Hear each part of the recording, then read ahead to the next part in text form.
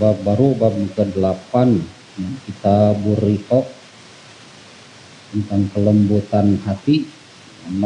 Bab ke-8,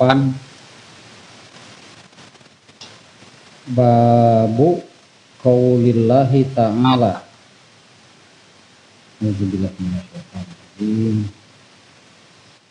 Ya ayuhan nas inna wa'dallahi haq fala taghurrannakumul hayatud dunya wala yaghurrannakum billahil ghurur inna syaitana lakum adu fattakhidhuhu aduwa innama yad'u hizbahu liyakunu min ashabis sa'ir jam'uhu su'ur. Qala mujahidun al-ghururu asyaiton. Nah, judulnya ayat Quran.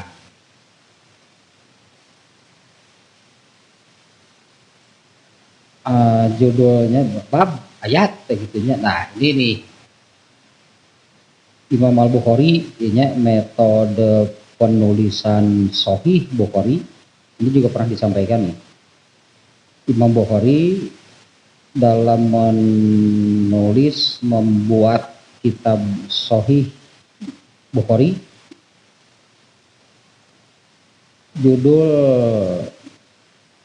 judulnya itu kalau ada ayat Quran mengambil dari ayat Quran, kalau tidak ada di Quran ada di hadis mengambil dari hadis.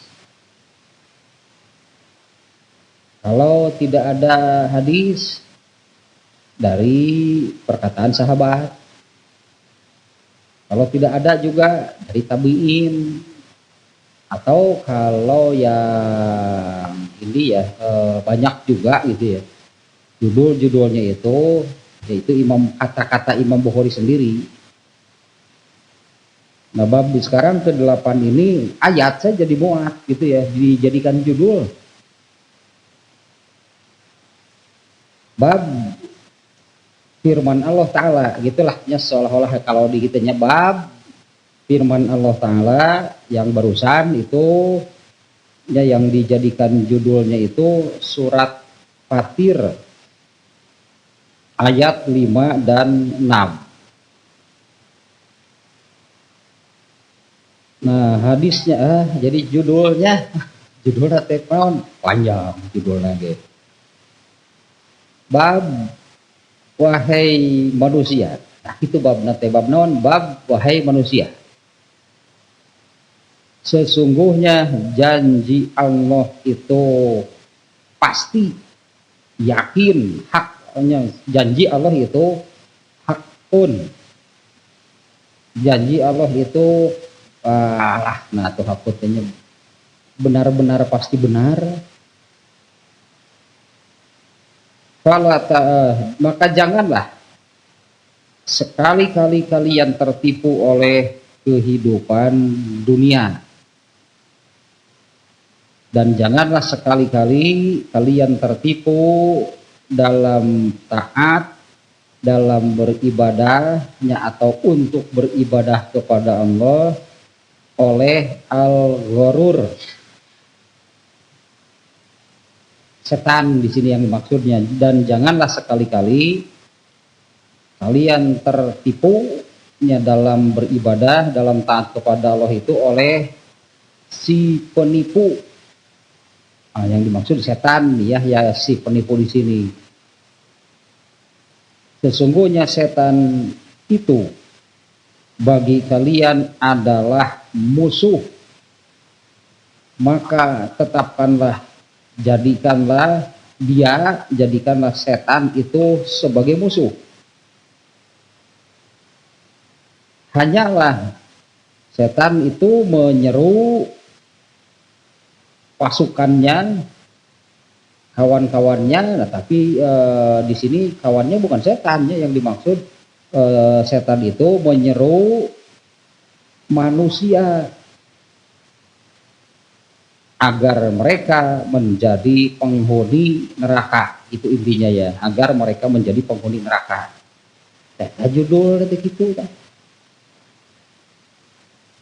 Bab firman Allah Ta'ala, nah yang barusan lah panjangnya, surat Fatir nih, ayat 5 dan 6 nih oleh Imam Al-Bukhari dijadikan judul. Nah hadisnya, ada satu nih di bab ini hadisnya.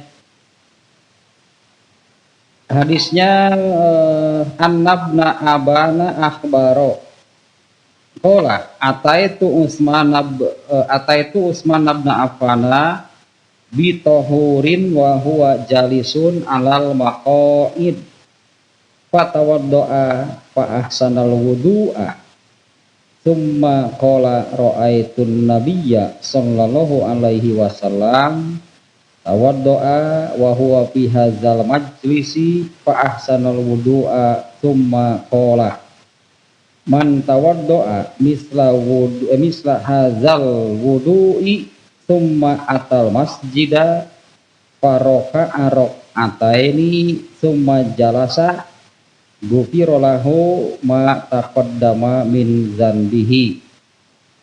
Qala wa qala nabiyyu sallallahu alaihi wasallam la tagtaru. Itu hadisnya ya.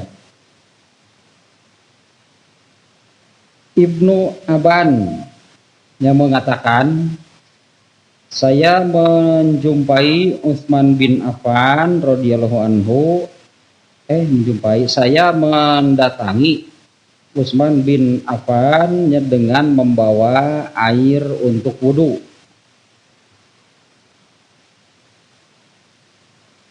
Ketika dia duduk di non makoidnya jamak dari tempat duduk asal nama. Ketika dia duduk di satu tempat lah itunya. Kemudian ia wudhu dan membaguskan wudhunya. Wudhu di hadis lain ini dan menyempurnakan wudhunya. Kemudian dia berkata, Utsman bin Affan berkata, aku melihat Nabi Shallallahu Alaihi Wasallam wudhu wa huwa fi hadzal majlis, ketika Rasulullah SAW juga ada di majlis ini, di tempat yang sama, berarti di majlis yang sama. Fa ahsanal wudu'a, beliau pun ya Rasulullah SAW pun membaguskan wudhunya. Kemudian kemudian beliau bersabda, barang siapa wudhu seperti wudhu ini, kemudian pergi ke masjid, lalu sholat 2 rakaat, kemudian duduk, pasti diampuni dosa-dosanya yang telah lalu. Dan beliau bersabda, ada tambahannya, la tagtaru, jangan tertipu. Hanya itu sebetulnya ya yang kalau hadisnya ini ya dari hadisnya ini itu ya yang menjadi wajhul istidlal atau yang berkaitan langsung dengan babnya panjang. Bab nama ayatnya bab ayat di mana ayatnya intinya dari ayat ini adalah jangan tertipu oleh kehidupan dunia dan setan. Itu intinya ya bab sekarang ini. Ini karena judulnya juga ayatnya kalau ayatnya nanti bisa dilihat lagi lah ya. Tapi oleh Imam Bukhari ayat ini sedang dijadikan judul. Judulnya jadi intinya apa gitunya, bab sekarang ini intinya apa? Nah itu intinya atau benang merah nama jangan tertipu itu oleh kehidupan dunia dan setan. Ya sekali lagi nih babnya, wahai manusia, bab gitu pada bab apa? Bab wahai manusia, sesungguhnya janji Allah itu benar, pasti, yakin. Nah jangan tertipu itu, jangan sampai gitu ya. Jangan sampai ragu apalagi tidak percaya itu terhadap janji dari Allah. Saya kira ini semuanya bisa nih merasakan pada saat-saat tertentu seperti gitunya, sepertinya kita ini ragu terhadap apa yang dijanjikan oleh Allah, padahal kita sudah tahu itu ya. Tapi pada situasi tertentu mah ya Allah tenang hanya ini di ayat ini kan diawali dengan ini dulu nih. Artinya itu yang nggak boleh gitu. Jadi di apa namanya, bahasanya di sini kan taguronakum itu ditipu itu dibelokkan, disesatkan oleh kehidupan dunia. Sebelumnya ya atau awal ayat ini kan inna wa'dallahi haqqun. Wahai manusia, itu yang paling dulu disampaikan oleh Allah. Ya ayuhan nas, inna wa'dallahi haqqun. Ya, wahai manusia, sesungguhnya wa'da janji. Intinya ada dua, artinya janji Allah itu janji surga kalau taat, neraka kalau tidak taat. Itu dua-duanya disebutnya itu janji dari Allah. Allah berjanji akan memasukkan ke surga siapapun yang taat, dan Allah berjanji akan memasukkannya ke neraka kalau tidak taat. Itulah ujung, berarti akhir gitunya. Janji Allah yang terbesar itu ya itulah janji Allah yang terbesar itu adalah surga dan neraka. Kalau dalam bahasa Arab sebetulnya dari kata dasar yang sama penggunaannya bahasa Arab lah, bahasa Arab ini inna wa'da ternyata janjinya, wa'da itu artinya janji. Kalau untuk surga wa'dun, kalau untuk neraka itu wa'id, dibedakan gitu ya. Setelah kalau wa'dun itu kan huruf-hurufnya wawu, ain, kemudian huruf dal, wa'dun. Ya seperti yang ada di ayat ini, inna wa'dallahi, janji Allah, itu ya disandarkan kepada Allah. Kalau untuk dari kata wa'dun itu berarti janji yang nikmat sebetulnya. Kalau janji yang buruknya neraka itu wa'idun, panjang. Tapi secara umum gitunya dalam bahasa Arab janji itu wa'dun. Nah, apakah ini mau diartikan wa'dun itu hanya untuk surga? Karena kalau untuk neraka itu wa'idun gitunya yang dipakai. Atau secara umum kalau tidak membedakan atau yang maknanya mencakup, ini juga yang dipakai wa'dun.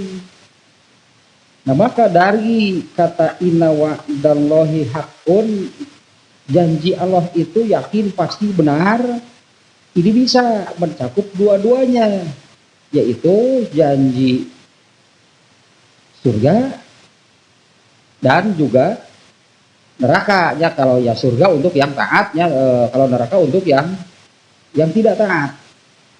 Nah ini ayat ini diawali satu dengan seruan gitu, jadi seru nih seluruh manusia teh, ya ayuhan nas. Kemudian menyampaikan inna wa'dallahi, Allah menyeru manusia, diseru, digugah gitu ya. Kemudian Allah menyampaikan bahwa janji Allah itu yakin, janji Allah itu pasti. Satu kata yang pokok, tentu yang pokok ini yang disimpan di awal gitu ya di ayat ini, itu yang ingin Allah sampaikan. bahwa janji Allah itu yakin, pasti, benar. Kemudian kesananya, lanjutannya Allah mengingatkan, janganlah kalian tertipu oleh kehidupan dunia. Tertipu ente kumaha gitu, karena kehidupan dunia, oleh kehidupan dunia itu, tertipu oleh kehidupan dunia itu seperti apa? Jadi tidak yakin, jadi ragu terhadap apa yang disebutkan bahwa janji Allah itu adalah benar. Eta nu katipu anu itu. Jadi ya susunan dia nanya susunan kalimatnya itu di ayat ini diawali dengan Allah menyeru, menggugah, mengingatkan bahwa janji Allah itu pasti. Kemudian Allah mengingatkan, maka gitu ya, janji Allah itu pasti, maka janganlah sekali-kali kalian tertipu oleh al-hayatud dunya, kehidupan yang rendah, kehidupan dunia, kehidupan yang rendah. Wala yagurronakum billahil ghurur, dan jangan pula kalian itu tertipu oleh al-ghurur, oleh si penipu, yaitu setan. Eta judulnya eta itu judulnya geus nyepan ieu mah judulna ge kudu dirasakeun heula ieu. Eta judulna teh janji Allah itu benar. Dirasakeun teh harus dilenyepan gitu nya, dan ditanamkan gitu, berarti nya dirasakeun, dilenyepan, ditanamkan gitu ke dalam diri hal tersebut, yaitu janji Allah itu pasti, janji Allah itu benar, dua-duanya lah gitu sekalian.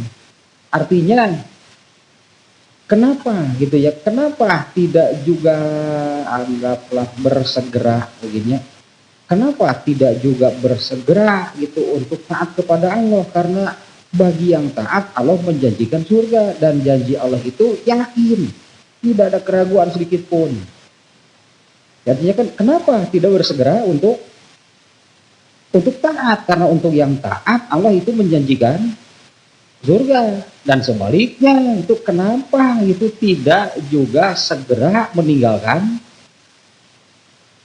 keburukan, karena untuk segala keburukan itu kan Allah menjanjikan neraka. Anu ayat itu kemari oge ka di itunya ka apa namanya sebut-sebut gitu ya, al-zalzalah yang terakhir kan, pamaya mal miskola. Ayatnya luar biasa kan, pamayak mal miskola zarroh teh sekecil apapun syaron keburukan, ya roh pasti ada balasannya. Nah itu benar gitu, itu yang Allah terangkan, yang Allah sebutkan itu pasti. Maka jangan sekali-kali kalian tertipu oleh kehidupan dunia, dan jangan pula sekali-kali kalian tertipu oleh si penipu, oleh setan. Eta bab nama gitu ayeuna teh kamari bab naon, bab ka-7 teh. Sok aya keneh kaitanana gara Imam Bukhari mah.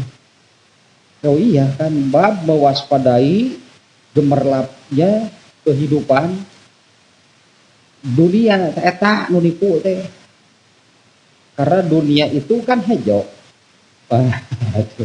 Dunia itu kan hijau, dunia itu menarik, tapi semuanya itu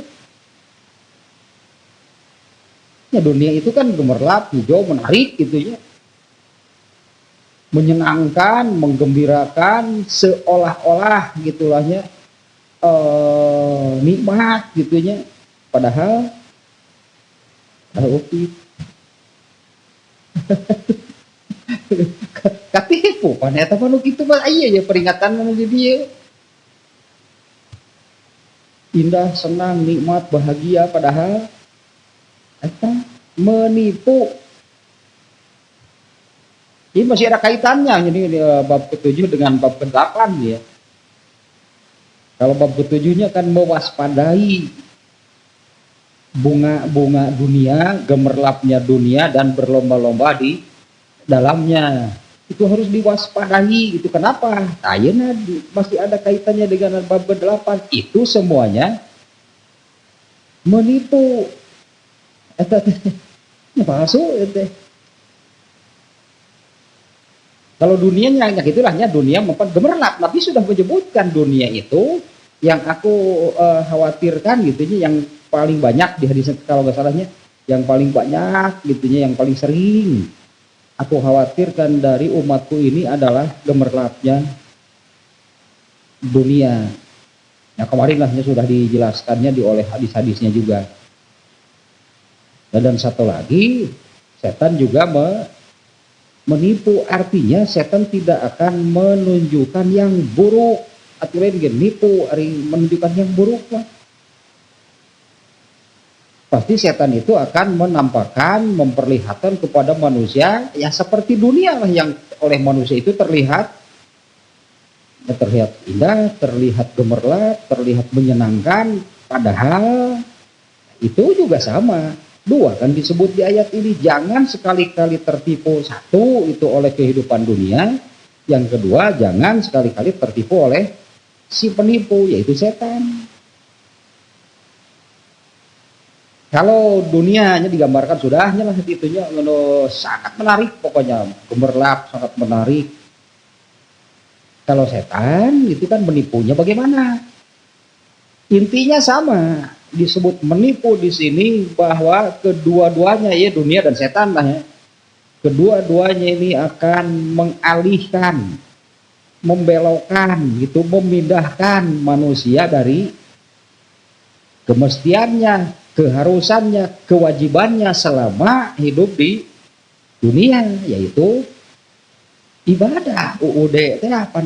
Itu keluar dari undang-undang dasar. Kalau tidak ibadah berarti keluar dari undang-undang dasar. Nah bedanya kalau dunia itu menipunya terlihat indah, ya gitulah dunia mah karakternya alaminya dunia bagi manusia itu terlihat indah, gemerlap, menarik. Nah kalau setan gitunya yang ini mungkinnya yang ini nih diantara penjelasannya secara umum berarti ininya secara umum kan bagaimana cara setan membelokkan, mengalihkan. Rasulullah SAW menerangkan bahwa manusia itu oleh Allah sudah ditempatkan di jalan yang halus, yang mulus, lurus gitulah. Siapapun yang berjalan di situ pasti selamat, pasti nikmat. Dan jalan tersebut oleh Allah itu dibenteng gitu kiri kanannya supaya manusia itu tetap ada di situ. Dan yang menjadi bentengnya itu adalah apa yang diharamkan oleh Allah. Itu benteng, artinya jangan melewati, jangan melanggar. Nah, manusia itu oleh Allah ditempatkan di situ, di satu jalan gitunya. Kalau diibaratkan kalau kita gambarkan sebagai jalan raya, jalan aspal makitunya, ini jalannya yang halus, mulus. Nu titajong teh mah teu kaharti lah namanya titajong di neraka. Titajong di neraka berarti ngait kana suku sorangan apa? Malaweung berarti. Dan pasti selamat, artinya selamat itu sampai kalau berjalannya tetap istiqomah di situ pasti selamat gitu ke surga teh hanya selamatnya. Nah jalan ini oleh Allah dibenteng kiri kanannya supaya manusia tetap di situ. Tapi kemudian setan kan melubangi benteng-benteng ini, membuatlah jalan belokan gitu, dilubangi bentengnya, kemudian membuat jalan belokan kiri kanan dan sepanjang jalan, bukan hanya satu dua. Lalu di lubang di bentengnya itu oleh setan ditutupi dengan sesuatu yang samar sehingga sangat menggoda. Itu apa sih di balik tabir ini? Penasaran nih itu jelema. Nah ternyata setan pun menciptakan sesuatu yang jadi seolah-olah tabirnya itu iya supaya menggambarkan kenapa manusia jadi tertarik untuk belok gitu ya. Nah setan ini membuat lubang lalu menutupnya dengan tabir. Nah tabirnya ini transparan tapi tidak jelas terlihatnya. Kalau ingin jelas harus buka tabirnya baru jelas. Tapi kalau berani membuka, digusur pasti ku setan.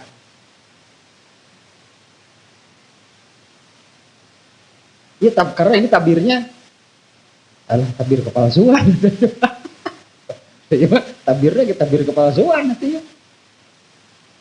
Tapi tetap membuat penasaran itu ya karena transparan tapi tidak jelas terlihat. Kalau ingin jelas berarti harus membuka, dan banyak manusia yang penasaran, sangat penasaran kemudian membuka.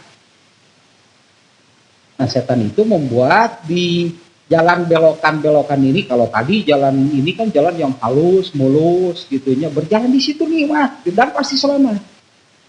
Nah setan membuat belokan-belokan tersebut, padahal jalannya itu ya sempit, ya apa namanya ya, bahasa Sunda merinjul tuh kan ante kita mau mengko teh mau apa gimana. Dan sesuatu yang terlihat indahnya itu gitu ya, itu bersifat fata morgana, terus dihampiri terus menjauhi. Itu iritanya setan, cara setan gitu terus belok tetap samar karena setan itu nggak bisa menjelaskan sejelas-jelasnya gitu ya, seperti yang dijelaskan oleh Allah.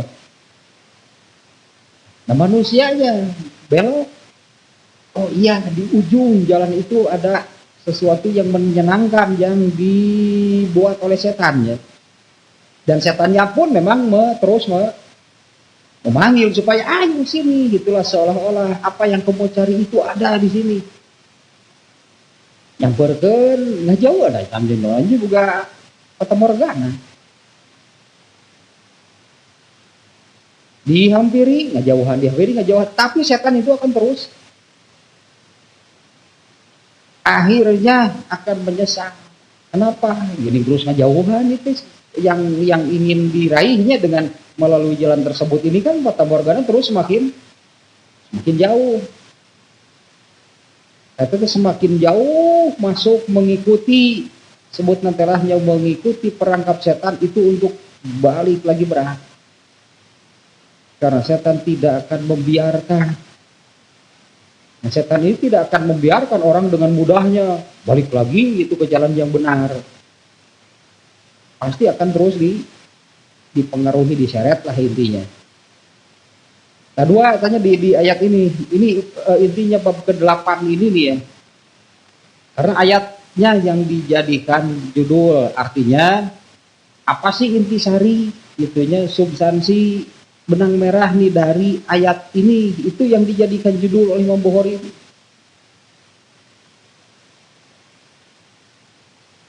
Kalau lihat rangkaian babnya itu kan yang kemarin itu kan bab gemerlapnya kehidupan dunia, itu yang dikhawatirkan oleh Rasulullah hanya, dan manusia itu berlomba-lomba itunya dalam gemerlap dunia tersebut. Nah kalau di bab ini itu benang merahnya yang Imam Bukhari ambil dari ayat ini adalah jangan tertipu oleh apa yang disebutkan di bab ke-7 gitunya, gemerlap ya, tapi itu semuanya menipu, semuanya mencelakakan, karena yang benar itu adalah janji dari Allah. Kalau surga gemerlapnya seperti apa coba?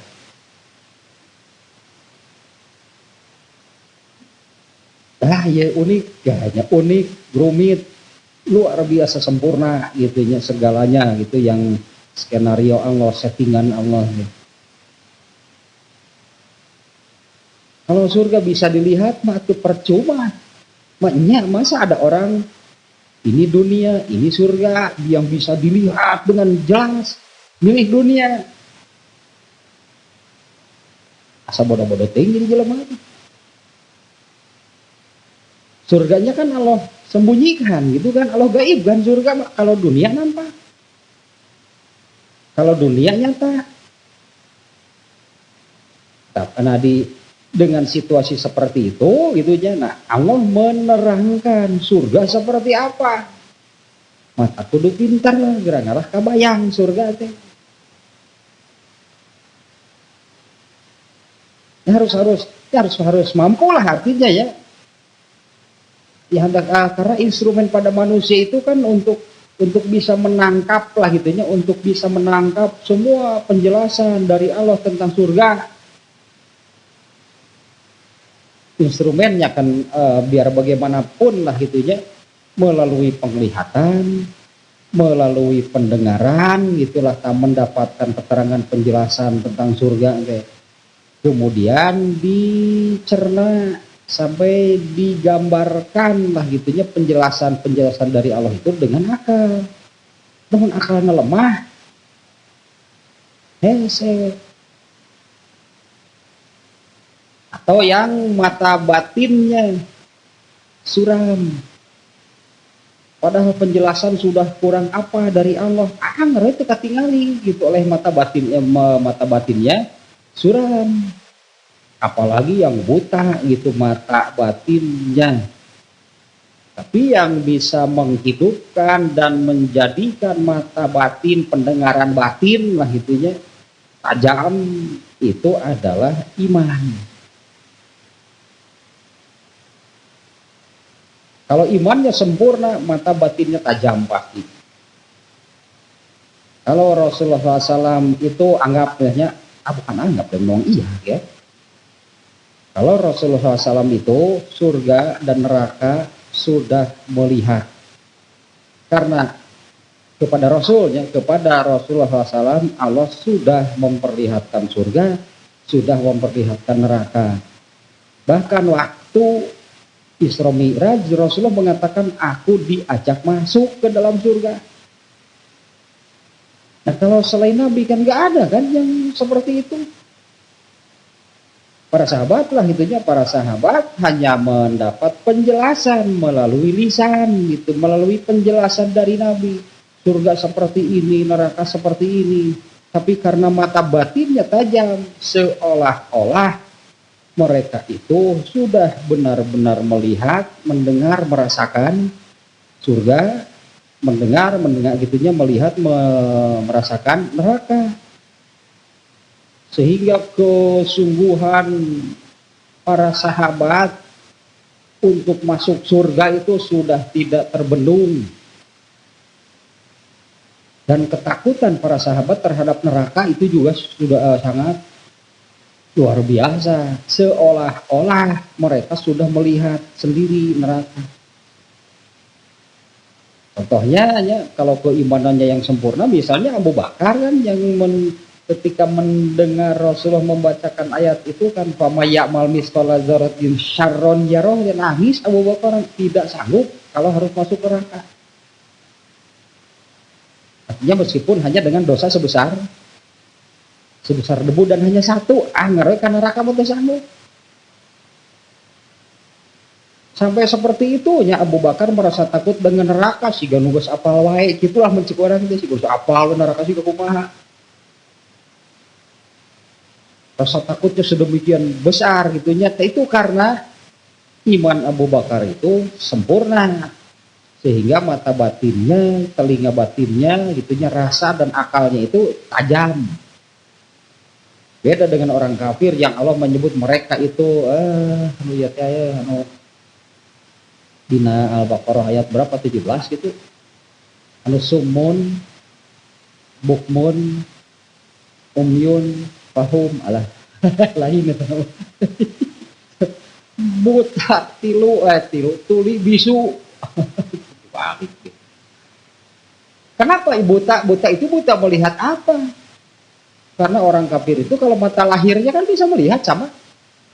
Tapi Allah menyebut mereka buta, mereka tuli, mereka bisu untuk melihat, membicarakan, mendengar hal-hal seperti itu. Dia akan terlihat, terdengar, terasa.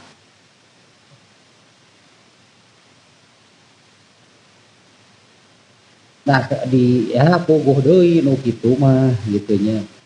Orang yang sumun bukmun umyun mah gitunya, orang yang buta, tuli, bisu dari hal-hal seperti itu, pasti yang terlihat itu hanya dunia. Kan dunia mereka jelas terlihat, dunia dengan mata lahir saja terlihat. Nah kalau buta, tuli, bisu, urusan seperti itu pasti bisa melihat jelasnya itu hanya untuk urusan dunia pasti. Dan memang nampak dengan mata lahir pun terlihat menariknya luar biasa,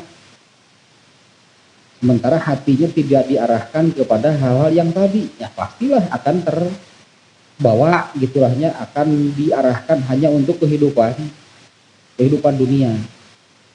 Ini masih erat nih ya, masih erat kaitannya nih bab sekarang, bab ke-8 dengan bab yang ke-7.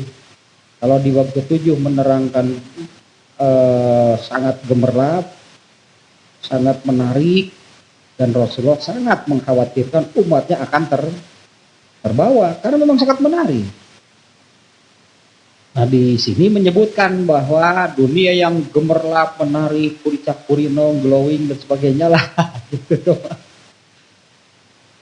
Itu menipu, itu tadi bab dunia mah. Itu menipu. Yang benar itu yang mana? Kalau menipu artinya kan tidak benar. Kalau menipu berarti kan yang diperlihatkan yang bagus, padahal sebetulnya buruk, padahal bukan buruk lagi, dia mah sangat bukan hanya buruk, tapi itu mencelakakan dan membinasakan. Nah, kalau nipu pasti gitu kan, yang diperlihatkan yang bagus, sementara kenyataannya kan ayana mah karena itu Pak. Foto di medsos, wah pokoknya mah begitu kopdar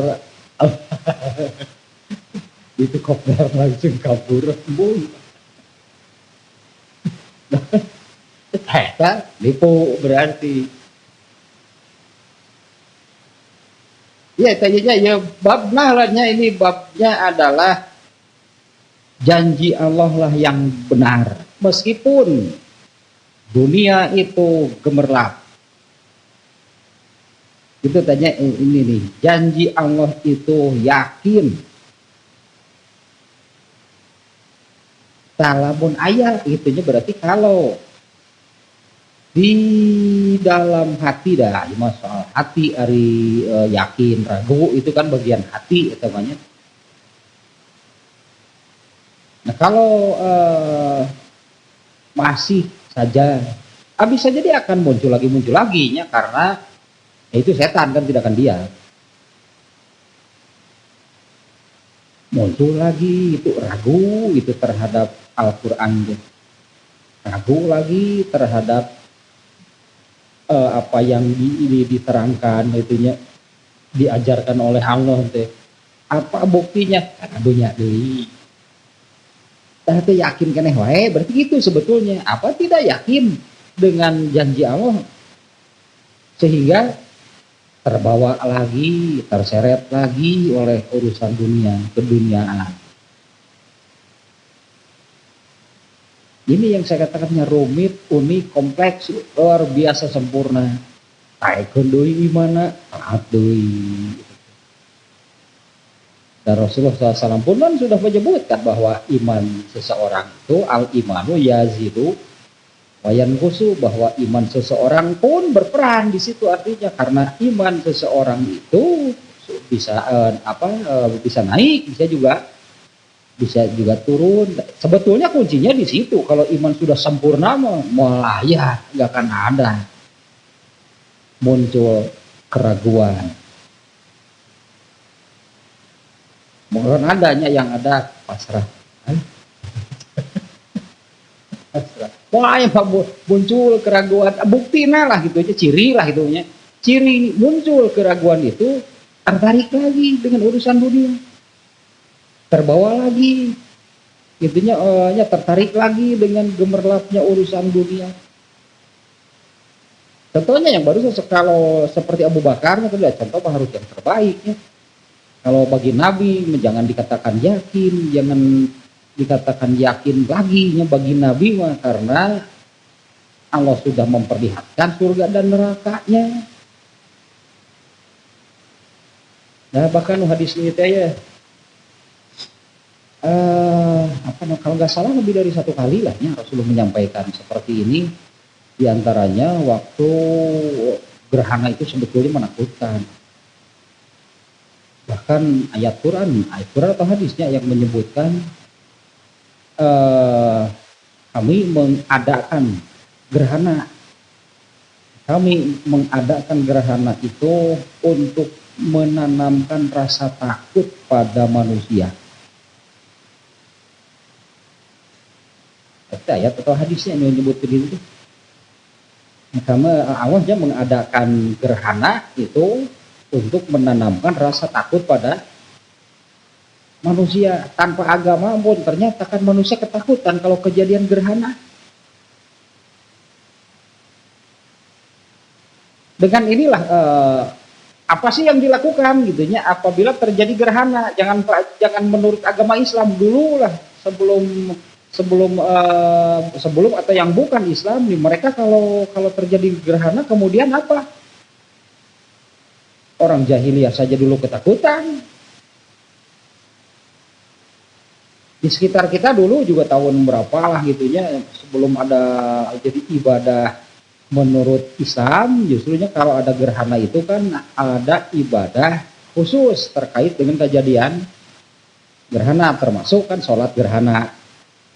Kalau dulu kan macam-macam lah pemahaman, tapi semuanya menunjukkan, menggambarkan ketakutan dengan kejadian gerhana. Kalau dulu di sini ini kan kalau kejadian gerhana ini harus nyari rumput ke kolong kasur. Ya pokoknya ketakutan lah dalam apapun. Kemudian ada juga yang membuat keributan, keriuhan. Segala ditakol. Mereka ketakutan dengan kejadian gerhana. Dan memang seperti itu tujuannya gitunya Allah mengadakan kejadian gerhana itu untuk menanamkan rasa takut itu pada manusia. Nah, waktu kejadian gerhana itu Rasulullah diantaranya menyabdakan ini yang maknanya kurang lebih tidak ada lagi yang belum tidak ada lagi yang belum diperlihatkan. Semuanya sudah aku lihat pada hari ini. Seolah-olah gini maknanya kurang lebihnya tidak ada lagi yang belum lah, tidak ada lagi yang belum ditampakkan, diperlihatkan oleh Allah. Semuanya sudah diperlihatkan hari ini. Nah dengan semua yang diperlihatkan Allah kepada Rasulullah, artinya Rasulullah melihatnya, sudah melihat semuanya lah. Di ujung hadisnya, naon dia kurang lebih gimana namanya? Kalau gitu, yang ini, kalau kalian tahu apanya, andai kalian mengetahui apa yang aku tahu, pasti kalian akan lebih menangis dibanding dengan tertawa. Ya hadisnya ya. Sugan saya ini memang termami.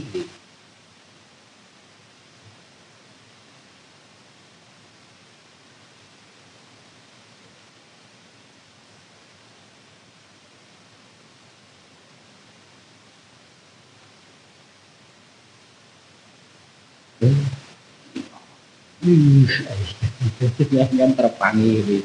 Ya intinya mah gitulah. Kalian akan akan sedikit, sama sajanya terjemah nama. Kalian akan sedikit banyak menangis dan sedikit tertawa. Kalau pernah ayat nama hadisnya kayaknya bukan hadis.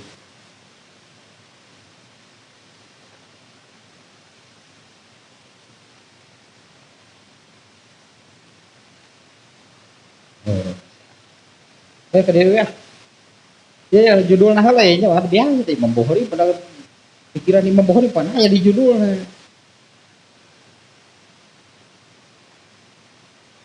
Eta intina mah judulna teh janji Allah itu benar.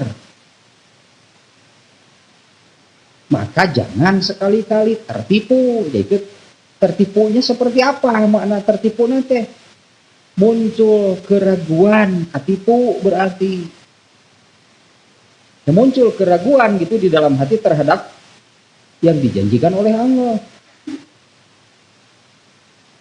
Kalau meragukan apa yang dijanjikan oleh Allah, maka atahnya nggak akan ada lagi sebetulnya kan. Disebutnya teh hidup ini mau mengarah kemana? Kalau tidak mengarah kepada keakhiratan, pasti mengarahnya kepada keduniaan. Jangan sekali-kali tertipu oleh kehidupan dunia, dan satu lagi, dan jangan pula sekali-kali tertipu oleh si penipu. Inna syaitana lakum aduwun. Si penipu teh setan. Allah menerangkan, sesungguhnya setan bagi kalian itu adalah musuh. Fattakhidhuhu aduwan, maka tetapkanlah, jadikanlah setan itu sebagai musuh. Jadi seolah-olah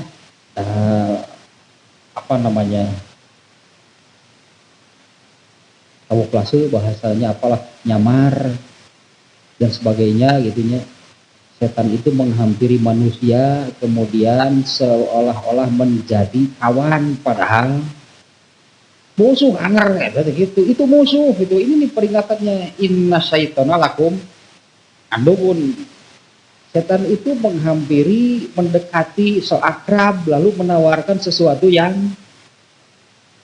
indah, menarik dan sebagainya. Itu padahal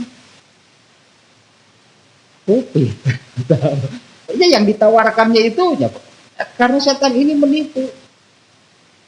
Jadi mendekati manusia, itulah adanya so akrab lah.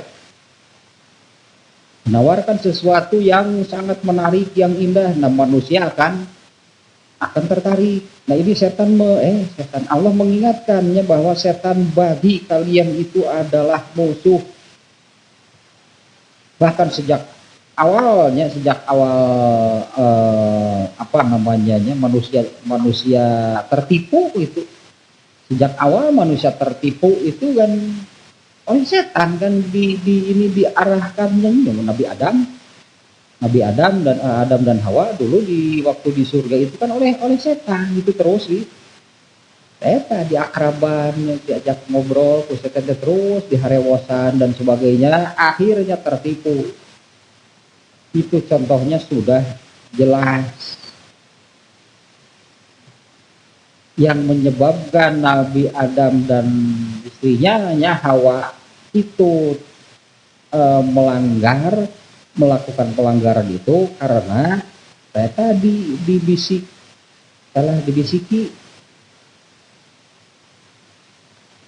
setan yang mencelakakannya. Seharusnya kan itu sudah cukuplah menjadi pelajaran, tiba lagi setan menyelakakan jelema. Tambah lagi gitu ya, kalau dulu kan Nabi Adam ketika di surga yang mencelakakannya setan. Setelah manusia Allah tempatkan di buminya pun ikut mencelakakan lagi. Ya Allah menempatkan manusia di buminya, di dunia, ternyata dunianya pun berkiripuh jelema teh sebenarnya. Untuk selamat lah gitunya, untuk selamat. Dulu Nabi Adam hanya dengan setan saja kalah, celaka, diusir oleh Allah ke dunia. Ternyata dunianya pun tempat yang digambarkannya menarik dan sebagainya. Ternyata itu pun menipu. Artinya kan bagi berat gering hayang ke surga. Makin berat itu karena pernah juga nih saya ungkapkan nih sebelumnya. Musuhnya di sini Allah menyebut musuhnya dengan kata aduun, inna syaitana lakum aduun, setan bagi kalian itu adalah musuh. Pasti kalau musuh itu menginginkan, bahaya setan bukan hanya menginginkan, musuh itunya setan dalam hal ini menginginkan dan berusaha terus supaya manusia celaka. Kalau bumi, dunia sama berarti, karena ini oleh Allah disebut dua ya, kehidupan dunia dan setan sama berarti akan mencelakakan manusia. Di dunia ini harusnya dianggap musuh, udah gua itu. Janganlah sekali-kali ya kalian tertipu oleh kehidupan dunia, dan jangan pula tertipu oleh setan. Sama dua-duanya berarti. Setan itu bagi kalian adalah musuh. Kalau dunia, musuh kan sama, mencelakakan dua-duanya.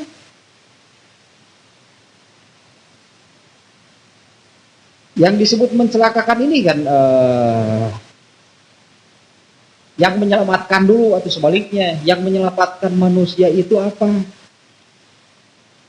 Taat. Menyelamatkan manusia mah kalau manusia itu taat kepada Allah pasti selamat. Dan yang mencelakakan itu sebaliknya, gitunya berarti kalau tidak taat pasti celaka. Nah, setan itu akan mengarahkan manusia supaya tidak taat. Keduniaan pun ternyata sama. Keduniaan ini kan makanya beda jalurnya, beda arah. Keduniaan ini juga menyeret manusia itu menjauhi dari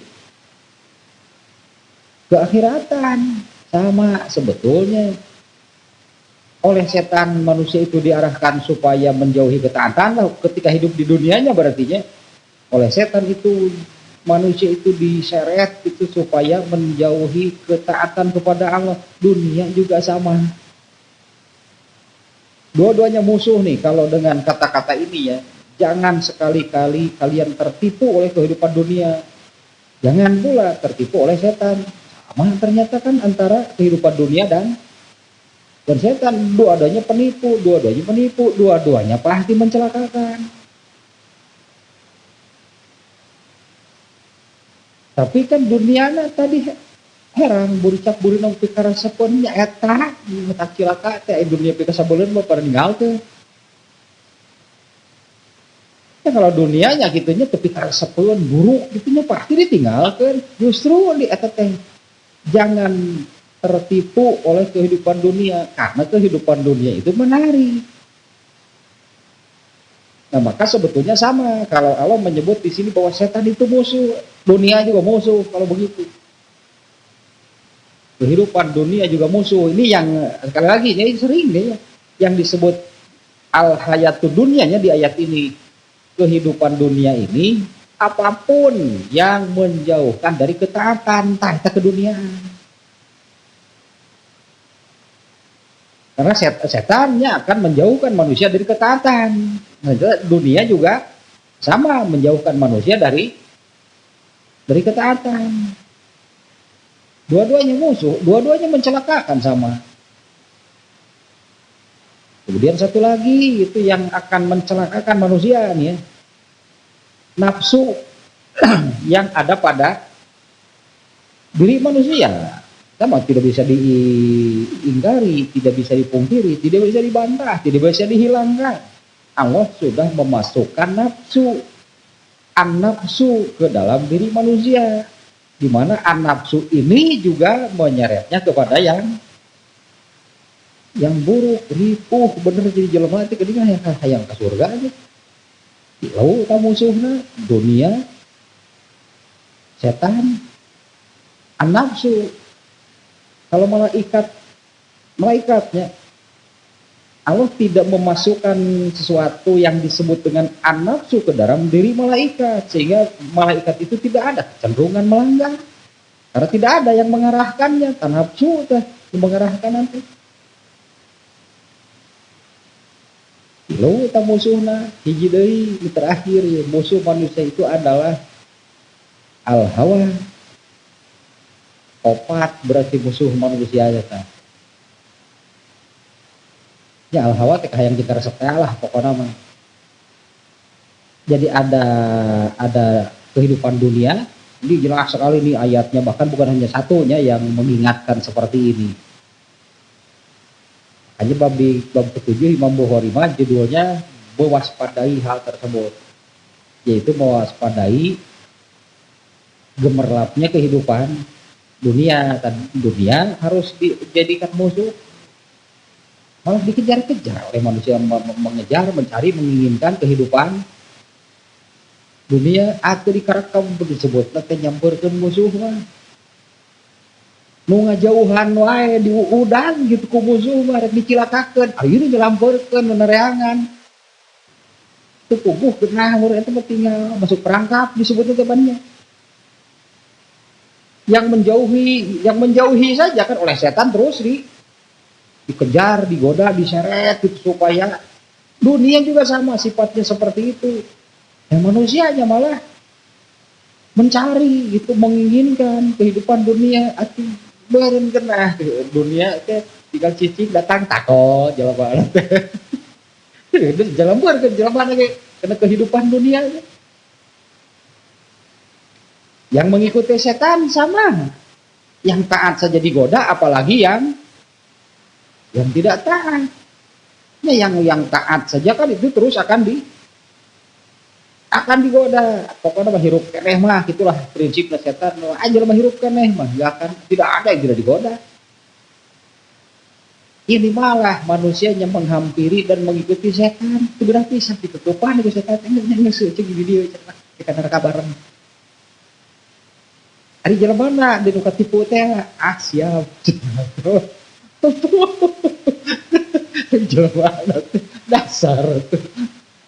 Dunia dia udah kesidik musuh gitu ya ayat sebenarnya apa gitu. Makanya ini bukan kata-kata Imam Bukhari. Imam Bukhari dalam bab ini menjadi judulnya itu berupa ayat itu yang menyebutkan jangan sekali-kali tertipu oleh kehidupan dunia. Manusianya kan malah ada bucak birnong teh karena sepet. Manusianya malah mencari, menginginkan dan mencari kehidupan dunia. Kan seolah-olah digambarkan kalau kehidupan dunia ini makhluk hidup lah gitunya, seperti kalau setan makhluk hidup. Kalau kehidupan dunia ini makhluk hidup yang sifatnya menipu, mencelakakan manusia, ternyata manusianya malah mencari dan menginginkan, seolah-olah nyalampurkeun kan karena kehidupan dunia teh. Cicing kehidupan dunia, makanya gejala mencampur ketika takol oleh pak kan silakan. Datang lagi manusia yang menginginkan dan mencari keduniaan, padahal kan dicilakakeun. Cekek nih oleh pak dita wah jelema teh rasa kuningan ka dieu nyalampurkeun. Kehidupan dunia mah kudu capek jelema teh nyalampurkeun geuningan ya karena tertipu teh ya berarti. Empatnya yang mencelakakan musuh ini semuanya. Kehidupan dunia, setan, an-nafsu, dan al-hawa. Sementara manusia itu makhluk yang sangat lemah, mampu melawan boro-boro, melawan empat. Bunga jago ge pan moal asli bener. Kan duit teh jawara teh mau duit kita karung di poe. Tadi bunga jago. Cum jelema mana ada bekal opatan. Itu nama. Mau kuat, artinya manusia nggak akan kuat. Sehingga oleh Allah diajari mata kudu diajar gitu. Kalau diajar mata kudu ngaji itu oleh Allah kan sudah dijelaskan artinya bahwa Allah lah yang maha kuasa, Allah yang maha gagah, sementara manusia la haula wala quwata illa billah. Artinya kalau tanpa bantuan, pertolongan, perlindungan dari Allah, manusia pasti celaka. Jangankan oleh 4, melawan 1 saja nggak akan kuat. Jangankan melawan keempat-empatnya gitu ya. Melawan 1 saja dari yang 4 ini manusia nggak akan kuat karena manusianya makhluk yang lemah. Artinya harus minta dan selalu itunya berlindung itu kepada, makanya mereka diajarkan ku Allah ya qul a'udzu bi rabbina malikinna ilahinna, berlindungnya kepada Allah kan intina mah Rabbnya manusia, ilahnya manusia, dan maliknya manusia. Tanpa perlindungan dari Allah tidak akan ada yang sanggup, tidak akan ada yang selamat. Nah ini menegaskannya ayat ini, inna syaitona lakum aduwun, sesungguhnya setan bagi kalian itu adalah musuh, fattakhizuhu aduwan, maka jadikan setan itu adalah sebagai musuh. Innama yad'u hizbahu liyakunu min ashabis sa'ir, itu kan Allah sudah menjelaskan. Ya setan hanya pakai innama ya. Hanyalah dia itu setan itu mengajak manusia liyakunu min ashabis sa'ir, agar manusia itu menjadi penghuni asair neraka, agar manusia itu menjadi penghuni neraka. Itu judul nantinya.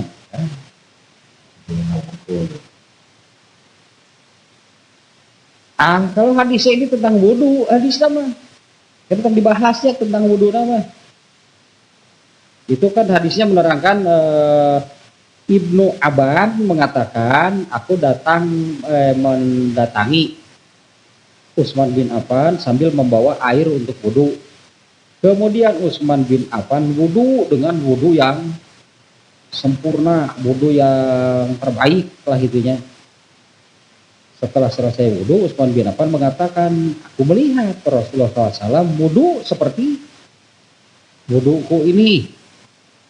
Aku melihat Rasulullah SAW wudu juga dan juga menyempurnakan wudu. Kemudian setelah selesai wudu, Rasulullah SAW bersabda, barang siapa wudu dengan wudu seperti ini, kemudian datang ke masjid, lalu sholat 2 rakaat, lalu duduk atau ya diam di masjidnya menunggu, pasti diampuni dosanya yang telah lalu. Bab etam gak ada kaitan dengan yang sekarang. Iya tah no ujungnya la taru, jangan sekali-kali tertipu. Nah ini yang perlu dijelaskan banyak. Ini jangan dia. Kulur genelat sekedeng lah. Jam deh maju wae itu. Dia bisa maju bisa mundur. Terakhir ya penjelasan latag tarunanya. Di hadis tadi disebutkan, di hadisnya tentang wudunya, barang siapa wudu seperti wuduku ini, kemudian pergi ke masjid lalu sholat 2 rakaat. Nah kata-kata ininya nih, gufiro lahu ma taqaddama min zanbihi, jangan kemudian disambung oleh Rasulullah, jangan tertipu. Eta kaitannya nanya wudu, kemudian datang ke masjid, sholat 2 rakaat, lalu diam di masjid, maka dosa-dosanya akan diampuni. Terus disambung, jangan sekali-kali kalian tertipu. Itu naon kaitanana itu. Imam Bukhari teh. Ya ampun, emang tertipu oleh apa di hadis ini? Yang dimaksud ini kan sabda Rasulullahnya, barang siapa wudu kemudian pergi ke masjid, sholat 2 rakaat, kemudian diam di masjid, pasti diampuni dosa-dosanya yang telah lalu. Janganlah kalian tertipu. Tertipu oleh apa? Tanya penjelasannya ya. Kan ya, nanya jam maju lagi kan. Yang diampuni dosanya yang telah lalu, itu dosa yang mana? Ternyata ini bukan dosa yang telah lalu sampai semuanya lah ya di waktu-waktu yang lampau, bukan. Eta wala tagdaru, jangan tertipu, di sini bukan dosa yang telah lalu, itu bukan seluruh dosa yang lampau, bukan, tapi di antara wudu dan sholat. Ini kan wudunya mau sholat, tapi diampuni dosanya itu antara wudu dengan sholat. Karena yang betul-betul akan menghapus semua menghapus lah sebutnya. Karena yang betul-betul menghapus semua dosa itu adalah sholatnya. Kalau tadi kan diampuni dosanya itu wudu, masuk masjid, sholat, kemudian diam, itu akan menghapus dosa yang telah lalu. Ternyata ini bukan yang telah lalu, itu yang semuanya ya di dosa-dosa di waktu lampau. Yang akan menghapus dosa-dosa di waktu yang lampau itu adalah sholatnya. Berarti yang dimaksud dengan akan dihapus dosanya yang telah lalu itu, ini dalam waktu yang terbatas, hanya sekitar itu saja gitu kesalahannya. Ya, yang menghapus dosa seluruhnya itu adalah sholat, dengan catatan itu pun dosa kecil. Dosanya dengan sholatnya, yang bisa dihapus dengan sholat itu adalah dosa-dosa kecil. Maka jangan tertipu. Fala tagtaru fata'malul kabirota binaan ala takfiriz dzunubi bisolat. Nah, tertipunya itu lalu boleh disebut bebas seenaknya berbuat dosa besar karena menganggap dengan mengerjakan sholat maka dosanya itu akan dihapus. Itu jangan tertipu nanti satunya, bukan dengan menyebutkan akan pasti dihapus dosanya yang telah lalu, itu bukan seluruhnya, tapi hanya di waktu sekitar pelaksanaan. Tadinya wudu, masuk masjid, itulah hanya yang telah lalu itu yang ada di sekitar situ. Adapun yang benar-benar menghapus dosa-dosa yang telah lalu itu adalah sholatnya sendiri.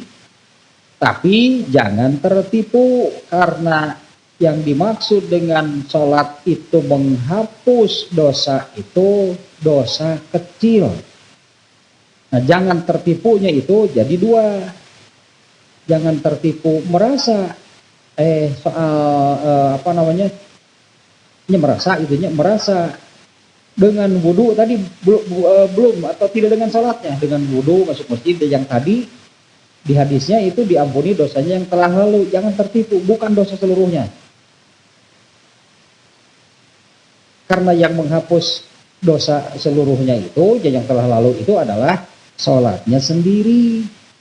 Tapi juga jangan tertipu sehingga bebas lah disebutnya, sehingga bebas atau seenaknya berbuat dosa besar, itu nggak akan terhapus oleh sholat. Dengan menganggap bahwa dosa-dosanya itu akan terhapus oleh sholat. Fa innahu khosun bis-shaghair. Sholat itu khusus menghapus dosa-dosa kecil saja. Sholat itu menghapus dosa-dosa kecil saja. Kemudian satu lagi maknanya la tastakfiru minas shaghair. Jangan tertipu, meskipun ini kan dosa kecil kayak hapus oleh sholat. Kalau banyak dosa kecil itu jumlahnya jadi besar. Dosa kecil sih kalau satuannya kecil.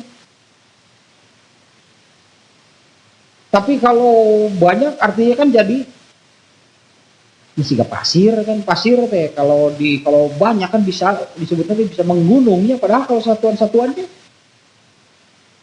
kecil, tapi kalau jumlahnya banyak jadi besar gitu dosanya. Nah, jangan tertipu juga dengan mana seperti ini. Jangan karena menganggap dosa kecil lalu sama tadi seenaknya bebas berbuat dosa karena menganggap ini dosa kecil. Kalau banyak berarti jadi besar. Nelatas taksiru minas sogoir, jangan banyak berbuat dosa yang besar. Fa innaha bil israri tu'ti hukmal kabiroh, karena kalau sudah banyak maka sama saja dengan dosa kecil numpuk, dosa besar hiji, bisa jadi sama. Yang ini sih memang satu, tapi ini dosa besar. Yang ini dosa kecil tapi banyak, bisa jadi lebih besar dari yang dosa besar. Nah, jangan banyak mengerjakan dosa-dosa kecil, karena biar bagaimanapun kalau banyak itu akan jadi besar, atau bisa karena banyaknya dosa kecil jadi lebih besar daripada dosa yang besar. Fala yukafiruha ma yukafirus sogiroh, maka itu pun tidak akan bisa terhapus oleh sholat yang hanya bisa menghapus dosa-dosa kecil. Anu gitu teteh, anu iya teh, anu masuk surga tanpa hisab.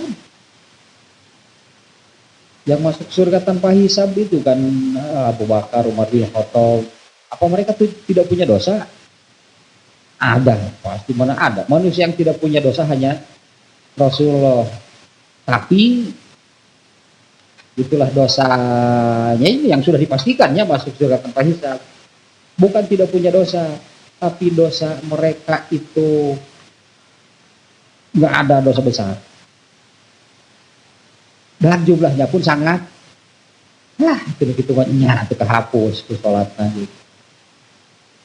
Dengan sholatnya pun gitunya, kesalahan yang dimiliki, dosa anggapnya ya dosa yang dimiliki oleh Abu Bakar itu akan terhapus dengan sendirinya, karena dosanya tidak ada dosa besar dan jumlahnya pun sangat minim. Nah itu tadi kan kunci nanti, Abu Bakar itu jumlah kesalahannya sangat minim, karena hidupnya sudah diarahkan secara total ke arah ketaatan, ke arah keakhiratan. Pasti minim kesalahan kalau begitu. Ya beda dengan orang yang tertarik oleh keduniaan, pasti dah itu taat nanti salah gede sama gitu nanti. Ya dengan seperti itu pun itu sudah kesalahan besar. Kalau hidup ini tadi mengikuti setan, intinya mengejar-ngejar kehidupan dunia, etak-etakan nih sebenarnya mah intinya ya etak-etakan nih, kayak intinya semuanya ini menjauhkan dari ketaatan, mengikuti setan, mengejar kehidupan dunia, mengikuti nafsu dan mengikuti hawa, etak-etakan nih akibatnya mah sama, yaitu menjauhkan seseorang dari ketaatan atau keakhiratan, ke surga lah gitu. Iya mbak netang karuna mano etanya dia yang ada di hadis ini. Padahal dari sininya kan menerangkan wudhu, kemudian pergi ke masjid, sholat 2 rakaat, lalu diam di masjid, dosanya kalau akan diampuni. Nah itu bukan seluruhnya, karena yang akan menghapus seluruh dosa itu adalah sholat. Benar sholat mah kudu benar, di situ jadi penghapus. Malah sholat nawe jadi dosa, wah silakan. Lain nggak hapus kan, dan nyontohan teh kan sholat pemimpin seluruh amal. Pemimpin seluruh amal, dia seluruh amal nih, seluruhnya seumur hidup itu. Semua amal itu pemimpin amalnya adalah sholat. Mun sholatna dosa nu lainna kumaha? Ain ngapus dosa ngadu nyentoan. Jadi pemimpin deh. Ya salat itu bener itu, malah salatnya sendiri yang memimpin amal-amal yang lainnya. Kalau salatnya jadi dosa, amal yang lain bagaimana? Nasibnya gitu kalau dipimpin oleh yang yang namanya yang membawanya kepada dosa. Dah salat lagi jadi dosa, apa ayat tuh salat jadi dosa artinya nuwailun cekuran oge aya begitu tuh. Orang yang mengerjakan sholat itu malah berdosa, mantap kuning itu. Jadi gitu kesimpulannya. Punta kumaha, bagi gede sholat, bagi gede dosa nggak atuh sholat tuh. Katanya sholat yang akan menghapus seluruh amal. Ya di situ juga kelihatan bahwa sholat itu harus benar. Itu yang akan menjadi penghapus dosa. Dengan catatan bukan dosa besar dan jumlahnya juga tidak banyak.